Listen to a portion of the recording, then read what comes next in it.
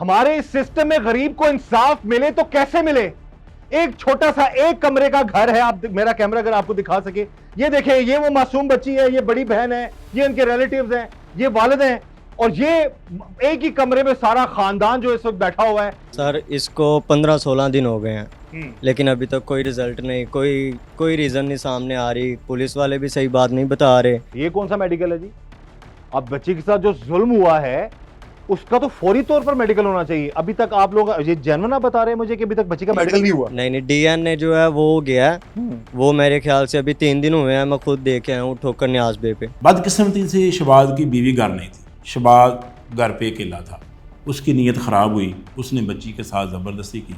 फौरी तौर पर हमने रेडिंग पार्टी तश्कील दी, हमने देखा शबाज को, हमने राउंड अप किया, उसको गिरफ्तार किया। अच्छा, इसमें थोड़ा सा ये गाइड कर दीजिएगा कि बच्ची के साथ जो ज्यादती होती है उसके बाद कितनी देर बाद मेडिकल होता है उसका?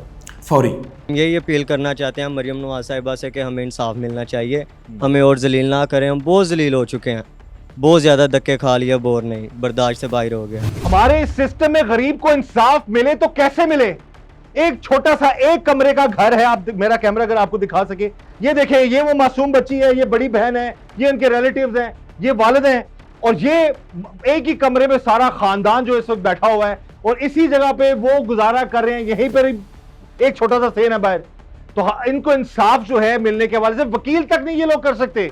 तो जो बच्ची की जो बहन है उन्होंने इल्तिजा की है कि जी हमारे पास तो वकील तक के पैसे नहीं है, तो हमारे लिए कोई है जो इनकी मदद कर सके हुकूमत की तरफ से, या वैसे कोई कि इनको इंसाफ दिला सके। अभी तक उनको इंसाफ की कोई उम्मीद नजर नहीं आती। अब ये जी एक छोटा सा कमरा आपको दिखाया और एक सहन है, ये छोटा सा घर है इन गरीबों का, और इसी गरीब घर की एक मासूम बच्ची पर जुल्म की इंतहा हो गई।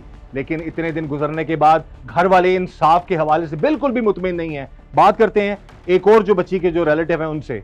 भाई ये बताइए कि अब कितने दिन हो गए इस वाक़े को आपके? सर इसको 15-16 दिन हो गए हैं, लेकिन अभी तक कोई रिजल्ट नहीं, कोई रीज़न नहीं सामने आ रही। पुलिस वाले भी सही बात नहीं बता रहे। नहीं तो अभी आपने जब पुलिस वाले से पूछा तो क्या उन्होंने बताया कि अभी क्या अब तक की क्या केस की क्या पेशरफ्त क्या हुई है, तफ्तीश में क्या चीज़ें उन्होंने आगे की हैं? वो SHO साहिबा हैं, वो लेडी कांस्टेबल हैं कि लेडी SHO हैं, वो आई हैं नहीं, उनको किसी चीज़ का नहीं पता। वो मैंने उनसे पूछा, मैंने कहा मैम क्या करना है आगे, मुझे कुछ नहीं पता, मैं खुद नहीं हूँ। तो वो लोकेशन जो है वो मुझे देती रही है, मैं उधर जाता रहा हूँ DNA के लिए, बयान के लिए, तो मैं उधर लेके जाता रहा हूँ इनको, लेकिन उनको खुद नहीं पता क्या करना है क्या नहीं, तो वो हमें क्या बताएं। किसी ने आपकी मदद नहीं की? किसी ने खुद कोई ही जाते मदद रहे आप नहीं लोग? की जी, खुद ही जाते रहे। भाग दौड़ आप ही कर रहे हैं सारी? जी जी बिल्कुल, मैं कर रहा हूँ। अच्छा, तो अब तक की कोई मामला, कोई पुलिस की कारकर्दगी के हवाले से आप लोग मुतमईन हो, या इंसाफ की कोई नजर आता नहीं, नजर आ रहा हो? मुतमिन कैसे हो सकते हैं जब हमें कुछ मिला ही नहीं, कोई इंसाफ की नज़र ही नहीं, उम्मीद ही नहीं आ रही नज़र के हमें इंसाफ मिलेगा। पुलिस वालों से अगर बात हम कोशिश तो हम पूरी करेंगे, बात करेंगे, लेकिन वो ये कहेंगे हमने बंदा पकड़ लिया, हमने उसको आगे जेल कर दिया। अब आगे मामला जो है आप गैर मुतमिन होना किस वजह से है? सर देखे ना, हमें पहले दिन से इन्होंने सही बात नहीं बताई। जब भी मिलने गया हूँ SHO साहिबा उधर नहीं है, थाने में नहीं है, तो उधर गया हूँ, जब भी गया हूँ उनसे बात करने के लिए या उनसे पूछने के लिए, तो खाली आया हूँ। कोई बात नहीं, SHO साहिबा उधर है ही नहीं। कभी हमें कह रही हैं कोट अब्दुल मालिक आ जाएं, कभी कहीं, तो फिर ऐसे नहीं जा सकता था मैं। जहाँ जहाँ आपको बुलाया गया है आपकी उनके आमने सामने इस बच्ची के साथ कोई मुलाकात नहीं हुई? नहीं, कोट अब्दुल मालिक मुलाकात हुई है। हाँ। तो उन्होंने बुलाया, हम गए हैं, तो जाके उन्होंने फिर उस लड़की को वापस भेज दिया कि उसकी तबीयत ठीक नहीं है, पहले उसको ठीक करें, उसको चलने फिरने के लायक करें, फिर आए मेरे पास। अच्छा, फौरन मेडिकल नहीं हुआ इसका? नहीं, फौरन मेडिकल नहीं हुआ। ये कौन सा मेडिकल है जी? अब बच्ची के साथ जो जुल्म हुआ है उसका तो फौरी तौर पर मेडिकल होना चाहिए। अभी तक आप लोग ये जेन्युइन ना बता रहे हैं मुझे कि अभी तक बच्ची का मेडिकल नहीं हुआ? नहीं, DNA जो है वो हो गया है, वो मेरे ख्याल से अभी 3 दिन हुए हैं। मैं खुद देख आया हूँ ठोकर न्याज बे पे। वाकई के एक हफ्ते बाद? जी, एक हफ्ते फौरी तौर पे नहीं हुआ? फौरी तौर पे नहीं हुआ। क्यों? यही तो मैंने पूछा उनसे। हाँ। उन्होंने कहा जी ये जब ऑर्डर मिलते हैं तभी जाना पड़ता है। ये कौन से ऑर्डर है जी, वो कहाँ से मिलते हैं? ये बहुत बड़ा सवाल ये निशान है कि तफ्तीश में अगर आप डिले कर देंगे उस बच्ची के मेडिकल चेकअप को या उसके DNA को, तो सबूत ही खत्म हो जाएंगे। तो फिर कैसे साबित होगा कि उसके साथ जुल्म हुआ है? बच्ची के साथ जुल्म होने के कितने देर बाद, मुझे फर्स्ट जो होता है रिपोर्ट के बाद, FIR के बाद, मेडिकल के लिए कोई भी नहीं लेके गया? नहीं, मेडिकल के लिए ये शेख हॉस्पिटल लेके गए हैं, लेकिन मैंने पूछा किस चीज़ का मेडिकल है, वो हमें नहीं बताया गया, ना उसकी कोई फाइल वगैरह, ना कोई कागजात, कुछ नहीं दिया। सुबह के गए हम, तकरीबन रात के गए 8 बजे, सुबह 4 बजे आए, वो भी हमें नहीं बताया। और DNA का जो टेस्ट है वो लेट हुआ है। वो इन्होंने अभी 3 दिन पहले भेजा हमें कि जाएं जो उधर DNA करवाना है। वो टेस्टों की रिपोर्ट वगैरह जो है वो भी अभी तक नहीं आई। वो उन्होंने- डीएनए में तो ज़्यादा टाइम लगता है थोड़ा सा, जी जी लेकिन है कि अभी आप इस सारे मामले के हवाले से क्या कहेंगे कि आप कारकर्दगी से मुतमईन हैं पुलिस की या नहीं है? नहीं, मैं मुतमिन नहीं हूँ। आप लोग नहीं है नहीं, हम मुतमिन नहीं हैं। क्योंकि केस के जो मुद्दई हैं वो भी घर वाले सब मुतमईन हैं। नहीं, वो कोई मुतमिन नहीं तो है। क्या अपील करना चाहेंगे आप? हम यही अपील करना चाहते हैं मरियम नवाज साहिबा से कि हमें इंसाफ मिलना चाहिए, हमें और जलील ना करें। हम बहुत जलील हो चुके हैं, बहुत ज़्यादा धक्के खा लिया, बोर नहीं, बर्दाश्त से बाहर हो गया। ये जी, ये एक गरीब जब ये बात कर रहा है ना, यकीन करें तो कलेजा फट जाता है कि हम बहुत जलील हो चुके हैं, हम लोग बहुत गरीब हैं, मजीद जलील ना किया जाए। खुदारा इनकी कुछ सुनवाई हो और इन लोगों को इंसाफ मिले। एक तो जुल्म हुआ, ज्यादती हुई, और उस पर बड़ा जुल्म यह है कि ये जलालत देख रहे हैं। इस सिस्टम को बेहतर होने की जरूरत है, तब पता चलेगा कि रेड लाइन जो है वो क्रॉस नहीं हो रही। इस वक्त जो टीम जुर्म नकाब मौजूद है SHO थाना फिरोजवाला जमशेद साहब के पास, और उनसे हम बात करेंगे इस केस के हवाले से जिसमें एक मासूम बच्ची के साथ, 13 साल बच्ची के साथ उसके हमसाये ने दरिंदगी की इंतहा कर दी। जी जमशेद साहब बताइएगा सारे वाकई के हवाले से क्या इतलात मिलती हैं, आप जब पहुंचते हैं तो क्या हालात हैं? जी 10/8/26 को दिन को 12 बजे एक 15 की कॉल मसूल होती है मोहम्मद अनवर की तरफ से।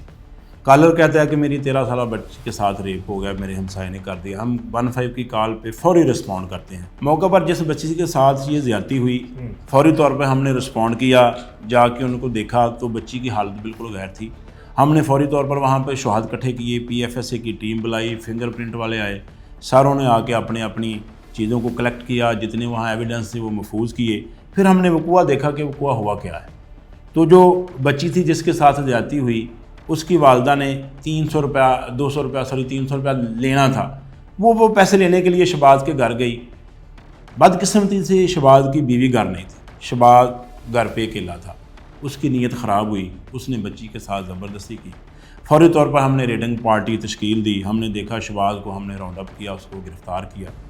कानून के मुताबिक सारे शवाहद इकट्ठे करके हमने ये केस तैयार किया, केस फाइल तैयार की, उसका जुडिशल रिमांड लिया।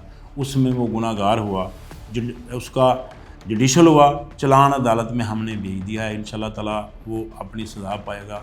हमने केस को बड़े अच्छे तरीके से और बड़े महाराना तरीके से तैयार किया है। अच्छा, इसमें थोड़ा सा ये गाइड कर दीजिएगा कि बच्ची के साथ जो ज्यादती होती है उसके बाद कितनी देर बाद मेडिकल होता है उसका? फौरी मेडिकल हो गया? मेडिकल उसी वक्त फौरी तौर पर पहले FIR होती है। मौके पे हमने वहाँ से उसके वालिद से तहरीर ली और तहरीर लेते ही आके FIR दी। FIR के साथ ही लेडी सब इंस्पेक्टर जो है वो यानी कि ये उनके तहफ़्फ़ुज़ात थे, मेडिकल उनका फौरी हो चुका हुआ? मेडिकल फौरी तौर पे उसका हो चुका है। और आपने जो मुलज़िम गिरफ्तार किया है उसको आप बता रहे हैं कि गुनाहगार किया आपने उसको? यस, वो कन्फेस किया था उसने, अपना खुद कन्फेस किया? उसने कन्फेस भी कर लिया। क्या बोला था उसने? एक किस तरह से? यही उसने कहा जी मुझे माफ़ी दे दे, मेरे पे हवस तारी हो गई, मैं देख के डगमगा गया था और ये मेरी गलती है, मुझे माफ़ किया जाए। उसने कन्फेस इधर भी किया, कोर्ट के सामने भी किया। इंशाल्लाह ताला वो केस अपने मंतकी अंजाम को पहुंचा। अब यहाँ पर एक चीज़ बड़ी इंपॉर्टेंट है पुलिस लेवल पर, क्योंकि हम यहाँ पर पहुंचे, कुछ तहफ़्फ़ुज़ात थे इस हवाले से कि जी शायद मेडिकल टाइम से नहीं हुआ, तो बकौल SHO साहब की जिन्होंने बता दी कि फौरी मेडिकल हुआ, उस मुलज़िम को इन्होंने गुनाहगार करके आगे जो है जुडिशल किया है। अब आगे का जो मामला है, पुलिस की हद तक तो सारी चीज़ें सेटल हो गई, इन्होंने कानून के मुताबिक, मेरिट के मुताबिक कार्रवाई की है। अब आगे के जो मामलात हैं, कानूनी पेचीदगियाँ हैं, उस हवाले से हम गुजारिश करेंगे आला हुकाम से कि कुछ ऐसा सिस्टम होना चाहिए कि गरीब जो एक वकील नहीं करवा सकता, अब दूसरी पार्टी के 2 वकील, उन्होंने हमें बताया जी जब गए वहां पर तो उनके 2 वकील थे, हमारा एक भी नहीं था, और बच्ची का बयान लिया उन्होंने और हमको भी बाहर निकाल दिया। तो इस तरह के मामलात में हम यही गुजारिश करेंगे कि ऐसा सिस्टम होना चाहिए कि गरीब को इंसाफ मिल सके। जहां तक जो पुलिस के हवाले से बात थी, हमने डायरेक्टली SHO साहब से पूछा, उन्होंने कहा जी मुलजिम को हमने क्या किया जी, गुनाहगार करके शवाहद के साथ किया है। और ये जो फैमिली है उनके जो अगर कोई तहफ़्फ़ुज़ात अगर होंगे भी तो भी हमने वो पूछ लिए कि मेडिकल उनका टाइम पे हुआ और सारे मामला टाइम पे हुए, लेकिन आगे के जो मामलात हैं, जो कानूनी पेचीदगियाँ हैं, वो कोर्ट के मामलात हैं। हम चाहते हैं कि उसमें भी उन गरीबों की मदद होनी चाहिए। तो एविडेंस इतना स्ट्रांग है कि ये इंशाल्लाह अगर आगे पैरवी सही हुई तो इंशाल्लाह बिल्कुल सजा होगा। हम उसमें एविडेंस भी इंशाल्लाह ताला 100%